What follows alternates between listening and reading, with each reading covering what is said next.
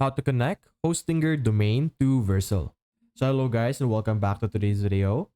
So as you can see right now, I'm currently in one of my projects. So we have a portfolio starter kit over here.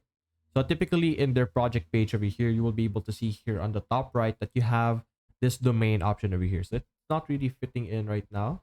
As you can see, it should be named domains as you can see. So if you click this, we should be able to modify and change the domain that is attached to our Vercel project.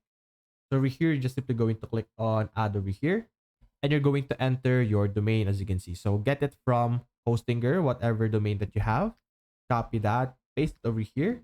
And after that, you're just simply going to add domain as you can see. So add our domain and redirect the domain to it as you can see. So simply click on add, which will, as you can see, do the following process. So this is something that you would have to modify now. So we have to do this, set the following record on your DNS provider. So there are two options over here. So go over here, click on manage on your specific domain, click on DNS servers over here, and you're just simply going to add them over here. So this one, it asks us to add type A, add then this value. As you can see, just simply add that. And you're just basically going to replace the old record or existing record because this is a new connection. And you're going to do the same thing for this one over here, the C name.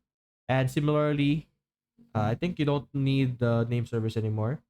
But anyway, just do the following and you're going to refresh after you add it in this section.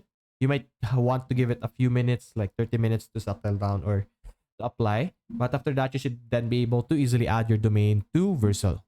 So that's basically it guys. If you enjoyed this video, leave a like and subscribe. Thanks for watching.